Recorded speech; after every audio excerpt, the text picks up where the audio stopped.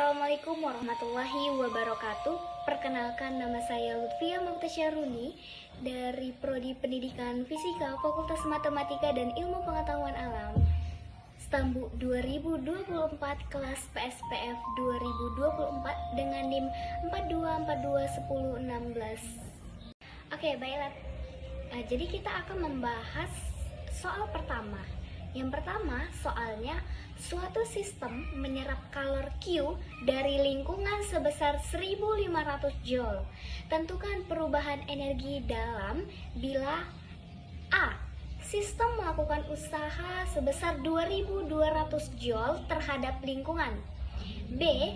Lingkungan melakukan usaha sebesar 2200 Joule terhadap sistem. Oke, kita akan menjawab soal tersebut. Dari soal tersebut dapat diketahui Q-nya sebesar 1500 Joule dan usaha yang A sebesar 2200 Joule dan usaha B sebesar 2200 Joule.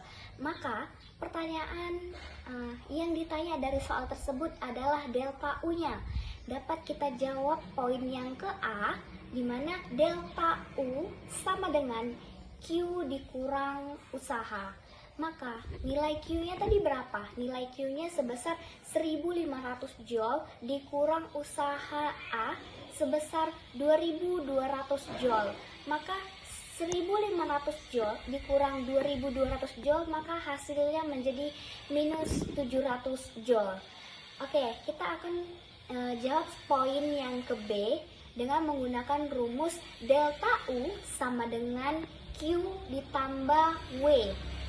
Nilai Q-nya tadi sebesar 1500 Joule ditambah usaha yang B sebesar 2200 Joule. Maka 1500 Joule ditambah 2200 Joule hasilnya adalah 3700 Joule. Nah, kita masuk soal yang kedua. Soal yang kedua, dalam tabung tertutup, volumenya dapat berubah-ubah dengan tutup yang dapat bergerak mula-mula memiliki volume sebesar 1,2 liter. Pada saat itu, tekanan diukur sebesar 1 atmosfer dan suhunya sebesar 27 derajat Celcius. Jika tutup tabung ditekan sehingga tekanan gas menjadi 1,2 atmosfer, ternyata volume gas menjadi 1,1 liter. Oke, jadi berapa suhu akhir gas tersebut? Di sini kita memiliki kondisi pertama yang ditandai dengan indeks 1, volumenya sebesar 1,2 liter. Tekanan 1 atmosfer dan 27 derajat kita ubah ke Kelvin dengan cara menambahkan 273 sehingga menghasilkan 300 Kelvin. Dan V2-nya sebesar 1,1 liter, P2-nya sebesar 1,2 atmosfer. Kita menggunakan hukum Boyle-Lucas. Kita menggunakan hukum Boyle-Guy-Lucas, di mana P adalah tekanan dalam atmosfer, T adalah suhu dalam Kelvin, dan V adalah volume dalam liter. Di mana kita menggunakan rumus P1V1 per T1 sama dengan P2V2 per T2. Nilai P1-nya tadi berapa? 1. Kemudian kita masukkan nilai V1-nya sebesar 1,2 per nilai T1 sebesar 300 Kelvin. Sama dengan nilai P2 dan V2. Nilai P2 sebesar 1,2 dikali nilai V2 1,1 per T2. Maka T2-nya adalah 330 Kelvin.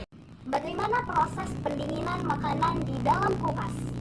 Sebelum pendingin menjaga makanan tetap segar adalah pekerjaan yang cukup sulit pada masa orang-orang bisa menggarami makanan mereka atau menguburnya di salju agar tetap segar. Tetapi sekarang lemari es telah mengubah cara kita menjalani kehidupan. Pernahkah Anda berpikir bagaimana lemari es menjaga makanan Anda tetap segar dan memberikan Anda minuman dingin di hari yang panas? Baiklah, mari kita cari tahu. Pendingin sebenarnya cukup sederhana untuk memahami prinsip-prinsip sederhana di baliknya. Ingatlah bahwa ketika cairan menguap, ia menyerap panas, dan ketika mengembun, ia melepaskan panas. Contoh sederhananya adalah ketika tangan Anda basah, rasanya dingin. Dan proses penguapan air di mana botol memiliki embun di bagian luar botolnya. Kulkas menggunakan 5 komponen utama perangkat ekspansi kumparan: evaporator, kompresor kumparan, kondensor, dan refrigan. Refrigan adalah cairan yang masuk ke perangkat ekspansi saat melewati penurunan tekanan importan yang tiba-tiba membuatnya mengembang dingin dan berubah menjadi gas saat refrigan dan mengalir di sekitar kumparan evaporator, menyerap dan menghilangkan panas dari makanan di dalam kompresor, memeras refrigan dan meningkatkan suhu dan tekanannya. Sekarang menjadi gas bertekanan tinggi yang panasnya kemudian mengalir melalui kumparan kondensor di bagian belakang lemari es, memancarkan panasnya ke atmosfer dan mendinginkannya kembali menjadi cairan. Saat kemudian masuk kembali ke perangkat ekspansi dan siklus berulang dengan sendirinya. Jadi, pada dasarnya panas terus-menerus diambil di dalam lemari es dan dibawa keluar. Teman-teman dapat memperhatikan gambar berikut. Tentukan usaha pada setiap proses termodinamika.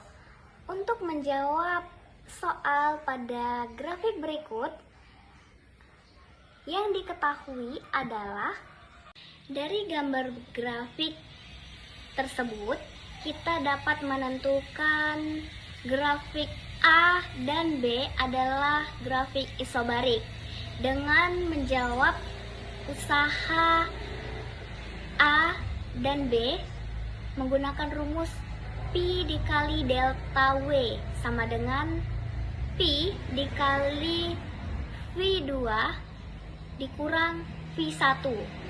Nilai P-nya adalah 3 dikali, kita lihat grafik P-nya 10 pangkat 5.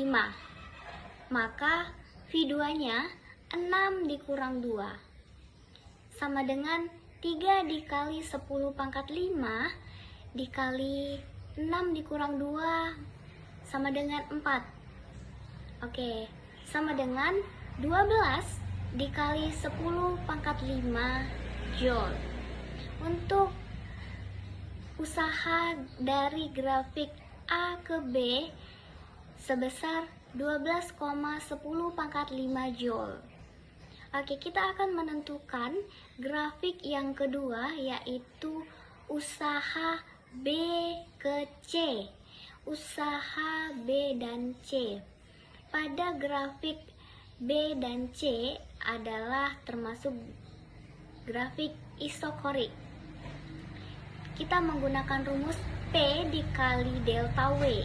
Nilai P-nya sebesar 3 dikali 10 pangkat 5 dikali delta W-nya sama dengan 0.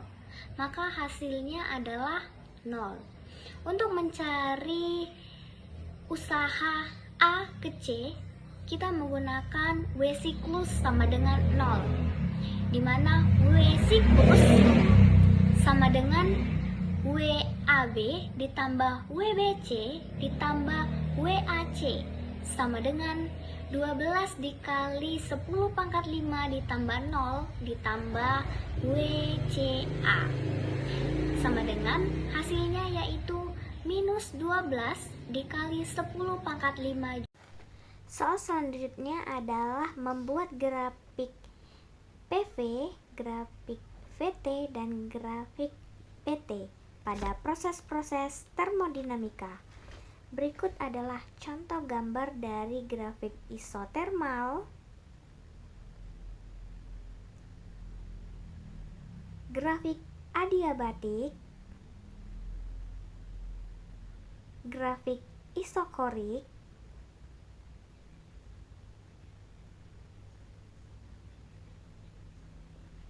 dan grafik isotermik.